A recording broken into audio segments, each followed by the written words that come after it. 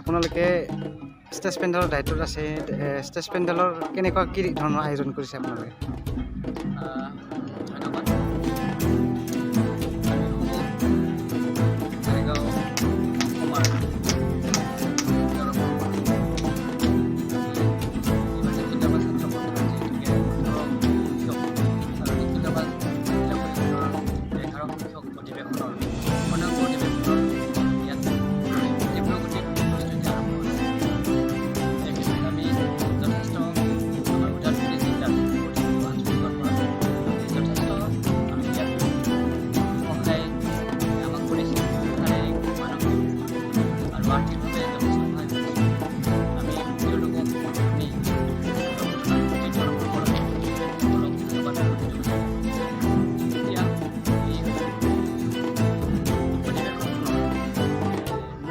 Stage হ'ব এইটো 50/40 এইটো ওপৰত থাকিব অনলি ফৰ গেষ্ট চিটিং তাৰপিছতে ডাউনত যিটো ষ্টেজ তৈয়াৰ কৰা হৈছে এইটো 40/30 এইটো অনলি ফৰ ডেন্স আৰু আনফালে আমি যিটো পেণ্ডেল অনুষ্ঠান কৰিছোঁ এইটো দীঘলটো হৈছে 120 ফুট আৰু বহলটো হৈছে 80 ফুট ইয়াত অতি কমেও আমি অসমৰ যিহেতুকে প্ৰতিখন জিলাৰ পৰা ইয়াত প্ৰতিনিধি আহিব তাৰপিছতে ৱেষ্ট বেংগল আৰু মেঘালয়ৰ পৰা যিহেতুকে প্ৰতিনিধি আহিব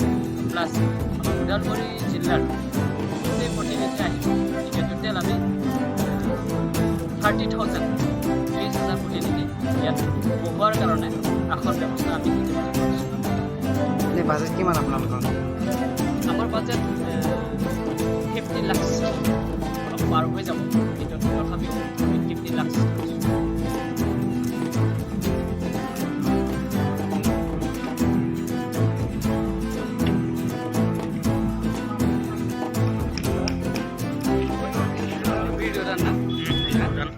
ৰাভাসকলৰ ৰজা নেকি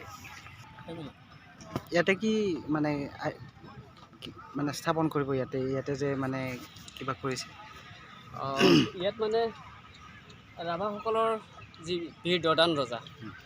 তেখেতৰ এখন সুন্দৰ আসন ইয়াত অলংকৃত কৰা হৈছে আৰু আমাৰ যিহেতুকে অধিৱেশন 18, 19, 20 তাৰিখে আৰম্ভ হ'ব গতিকে সম্পূৰ্ণ 3 দিনৰ বাবে আমাৰ জাতিটোৰ গৌৰৱ জাতিটোৰ কাৰণে আমাৰ মানে সুবাহুত সদায়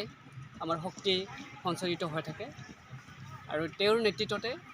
আমাৰ গোটেই অসম তথা পশ্চিমবংগ মেঘালয়ত থকা ৰাভাসকলে তেওঁক প্ৰথমতে চিন্তা চৰ্চা কৰি তেওঁৰ কথা চিন্তা চৰ্চা কৰি তেওঁক মানে স্মৰণ কৰি আমি সদায় জাতিটো এখোজ আগবাঢ়ি যাবৰ কাৰণে সদায় যৎপৰোনাস্তি চেষ্টা চলাওঁ আৰু সেইজন ব্যক্তি হৈছে আমাৰ বীৰ পুৰুষ দদান ৰজা আৰু তেখেতক আমি ইয়াত উপস্থাপন কৰিম ধন্যবাদ ইয়াতে যে মানে কিবা বনাই আছে ইয়াতে কি মানে আপোনালোকে কিহৰ কাৰণে বনাইছে এইটো কি হ'ব ইয়াতে ধন্যবাদ এইটো ৰাভা জনজাতীয়সকলৰ এটা উপাসনাস্থলী হয় এইটো আমি বাইকু দাম বুলি ক'ব লাগিব ইয়াত ঐতিহাসিক ৰাভাসকলে অতীতৰ পৰা আজিলৈকে বাইকু পূজা কৰি আহিছে আৰু সেই বাইকু পূজাকে আমি কেন্দ্ৰীয় অধিৱেশন 18, 19, 20 এই 3দিনীয়া কাৰ্যসূচীৰে 3 দিনতে আমি ওদালগুৰি জিলা ৰাভা ৰাইজে ইয়াত স্বতঃস্ফূৰ্তভাৱে ৰাভাসকলে যে অতীজৰে পৰা বাইকু দাম অৰ্থাৎ বাইকু পূজা কৰি আহিছে তাৰে এটা সুন্দৰ এটা মন্দিৰ ইয়াত নিৰ্মাণ কৰা হৈছে আৰু এই মন্দিৰতে বাইকু পূজা ৰাজহুৱাভাৱে মুকলিভাৱে ইয়াত আয়োজন কৰাৰ কাৰণে ইতিমধ্যে আমি প্ৰচেষ্টা অব্যাহত ৰাখিছোঁ।